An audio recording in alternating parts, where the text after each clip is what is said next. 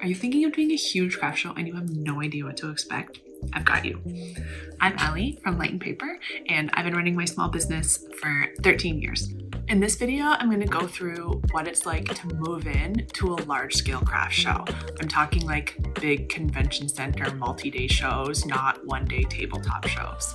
Specifically today, I'm going to be talking about One of a Kind Show Toronto, but I think this is pretty applicable to any large-scale craft show. I've done a bunch in different cities, so I think keep watching even if you're not doing One of a Kind. 2025 was my 11th year at One of a Kind show, so I'm a seasoned veteran. I've done the show for forever, and I've made a lot of mistakes during move-in. So this is going to give you an idea of what to expect, but then also help you prevent making the dumb mistakes I've made. If you don't know, One of a Kind Show Toronto is one of the largest consumer craft shows in North America. There's over 800 vendors. It's multi-days. It happens twice a year, spring and winter. And move-in for this show is pretty intense. It usually spans 2 days long, and there's a lot that you need to know that you might not know if you've never done a craft show before, especially a large show. The first thing that I recommend that you do is read through all of the information that the show has sent you. I know this sounds like super obvious, but they're going to send you a lot of emails and information, exhibitor kit, there's the Facebook page. Just make sure you've read through all that information so that you know where the parking is, you know where the doors are that you're supposed to go into, you know what time you're supposed to be there. It will all be in there. I have shown up at the wrong time before, or you're texting your friend being like, where is move-in? Which door are we going in this year? The day before the show, what I do is I pack my truck. So I've done the show before where I pack everything into the van, and I've done it where I pack everything into a U-Haul. So depending on what size booth I'm doing, I'll do either. Now what I do when I do the show is I get movers. So I hire movers to come to my studio to load up the U-Haul the day before move-in.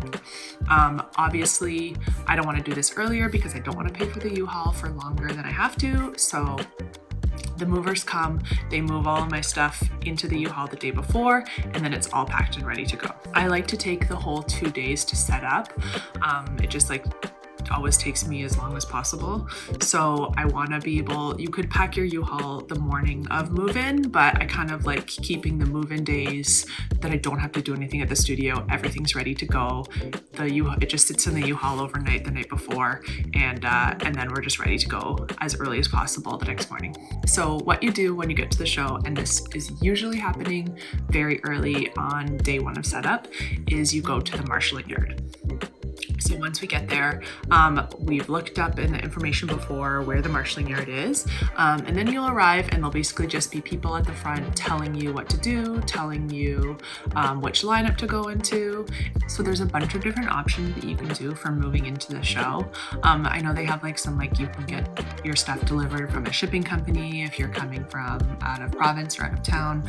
You can also do like a valet service where they move everything in for you. The most common two that I have seen people do and that I've done is dolly to booth. This is the only way that I've ever done it, is moving all your stuff from your car with a dolly. And then the other one is drive to booth. I don't recommend driving to your booth unless you have kind of some accessibility needs and you aren't able to dolly your things there and it's easier to drive. But this option does take a really long time.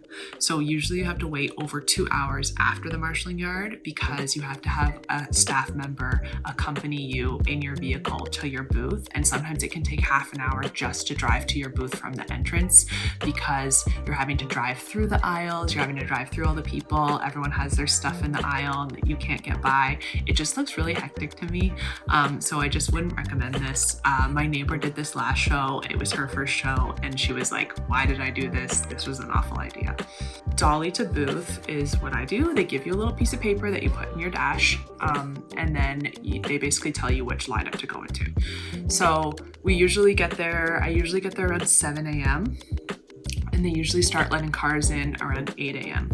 So we'll usually get up there, and what I do beforehand is I usually go to get coffee and sandwiches, which makes the marshalling yard kind of fun because then you can sit and eat your breakfast while you're waiting to get let into the show.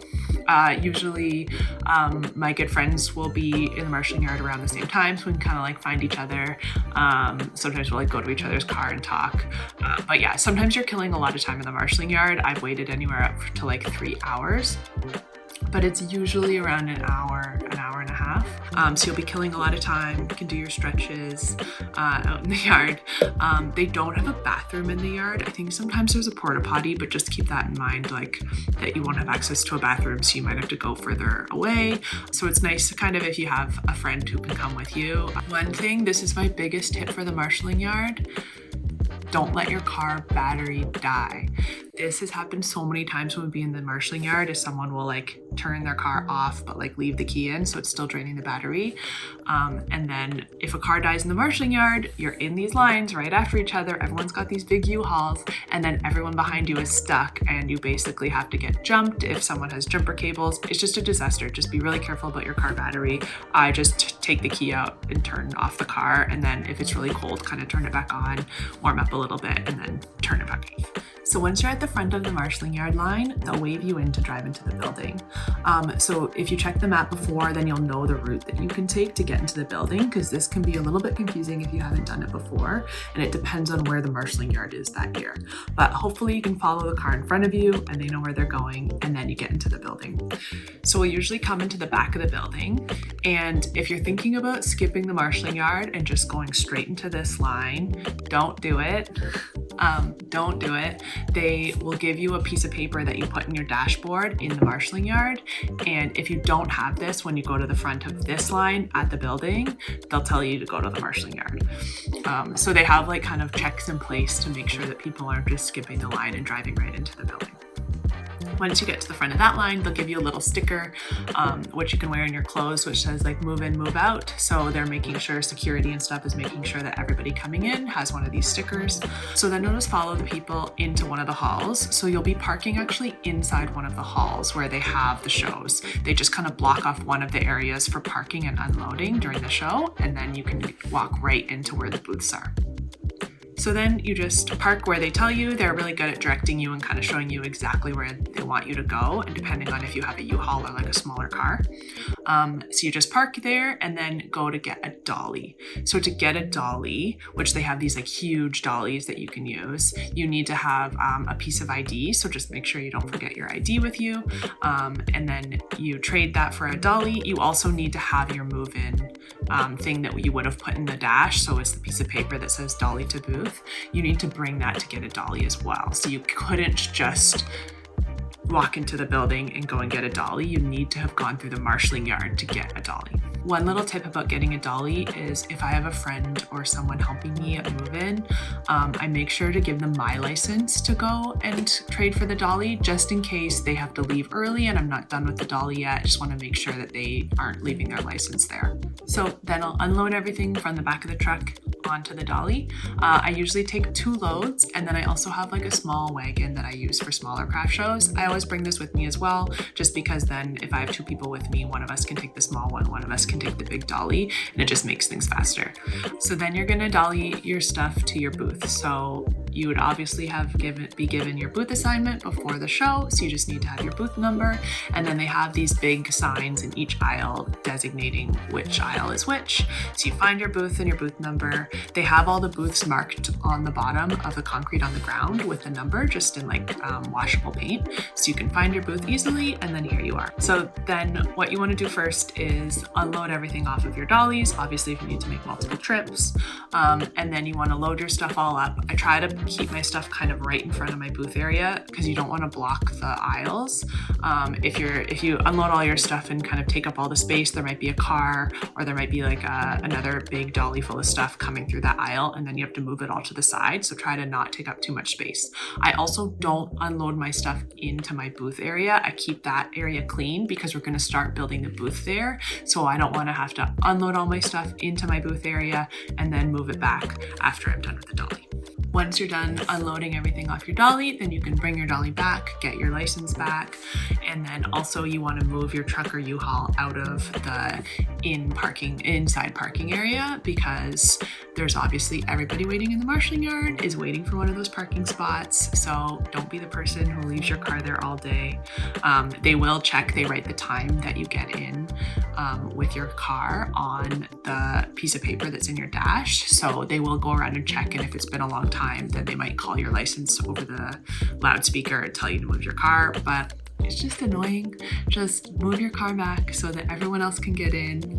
There's usually 2 lots that are free for vendors during move-in. So it literally takes 5 minutes for you to move your truck or move your U-Haul into one of those free lots and get back in to start setting up. One thing about One of a Kind move-in, it's really hectic.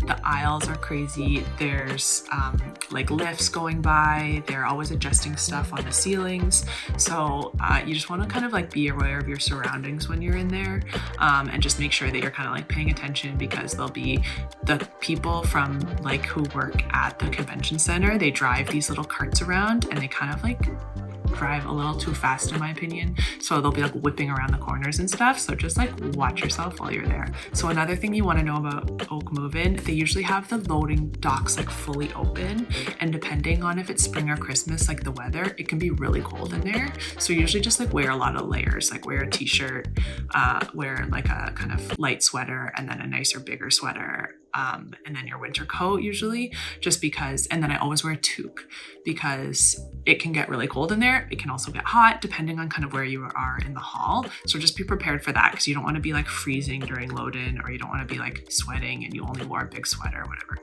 And then another tip of what to make sure to bring for move-in and for the show, and I'm going to be doing another video of like things that you should bring to the show for yourself, but make sure you bring a reusable coffee or tea cup, and then also your water bottle. So you can see there's a vendor lounge here, and that has free coffee, tea, and water. So just make sure that you bring your water bottle. I've forgotten it during setup before. And then also like your coffee cup or tea cup. And then there's also fridges here and microwaves. So if you want to bring, it's good to bring a lot of snacks, obviously, for move-in.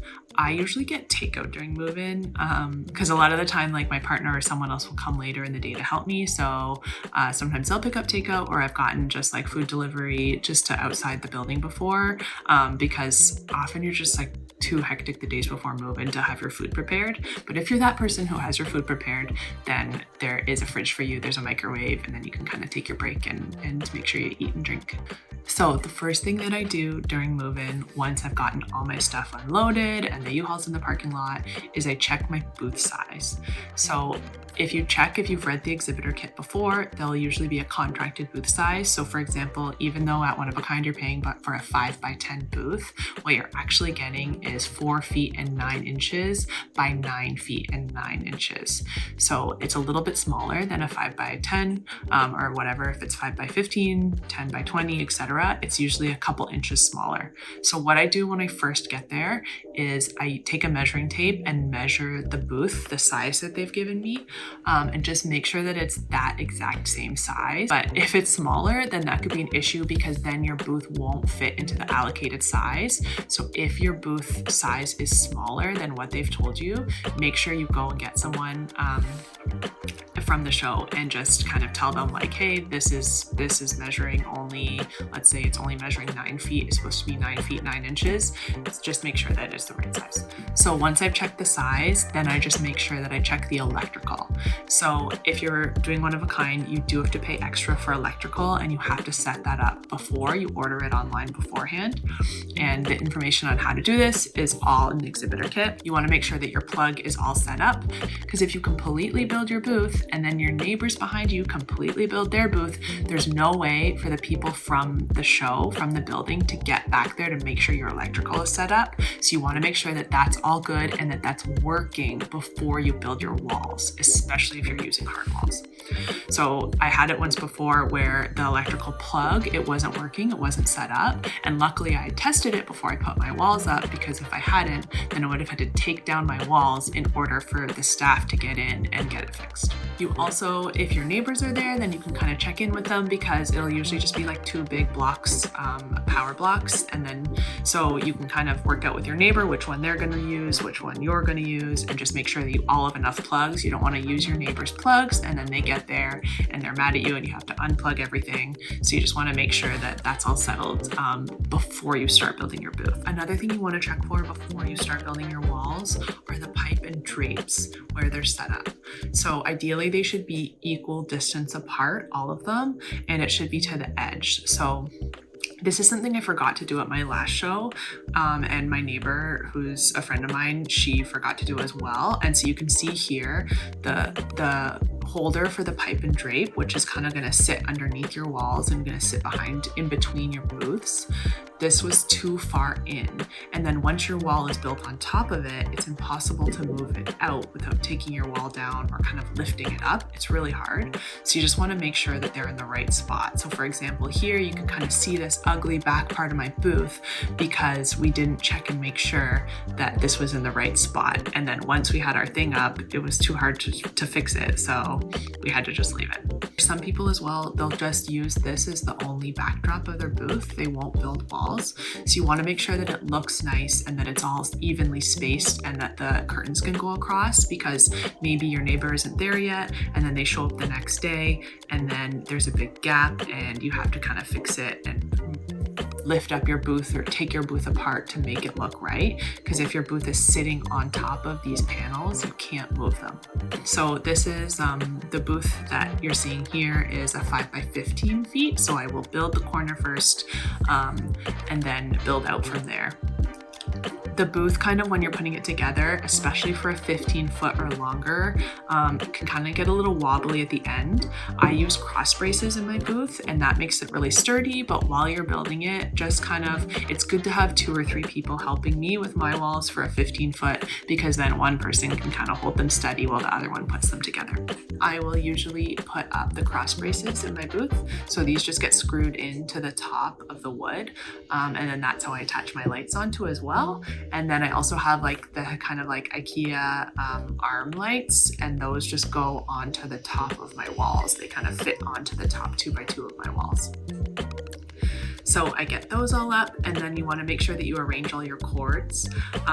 This is another big thing about electrical, is it's the best if you can arrange all your cords to go into 1 or 2 power bars with a switch. So if you get your power bars and then have them set up in an easily accessible area so you can turn them on and off, I will usually zip tie mine to the top of the pipe and drape, and then I can just easily switch the thing. I do use a ladder to get up there in the mornings, just to flip it on and off. But if you can get it even lower as well, kind of on the side, an accessible spot in your booth, that's great, because then you don't even have to get on a ladder. You can just turn it on and off from one electrical switch. Is really nice. But depends on how many lights you use. I like to use 2 because I have a lot of lighting in my booth. When you start to put your walls up, just keep in mind a plan for where you're putting your electrical. So for example, the electrical I'm using is one for my phone charger and kind of like a POS system. And then the second one is lighting. So I'll have the cords running.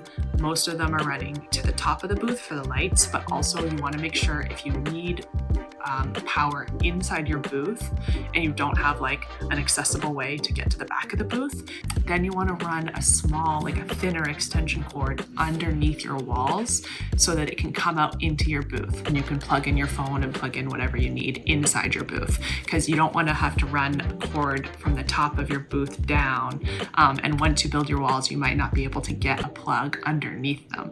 I have made this mistake before. So the floor, what I usually use is just like these interlocking panels. They're nice because they're cushy, so it's nice to stand on.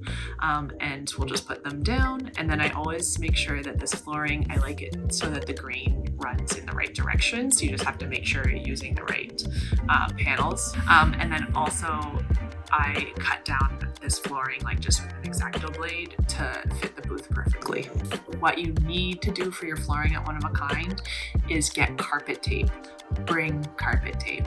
So on the second day of move-in, usually they will come around and lift up your floor and make sure that you have proper carpet tape on it, and you will get in trouble if you don't have it and told you have to get it. So bring it to the show.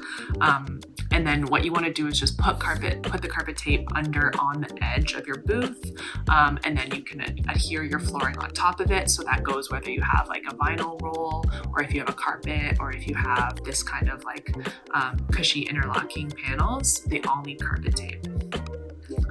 Also, there's always like new vendors who didn't bring carpet tape and then are asking other people for carpet tape. Carpet tape's expensive, so just bring your own, or share it with a friend or something, but don't be that person who always comes and begs for carpet tape.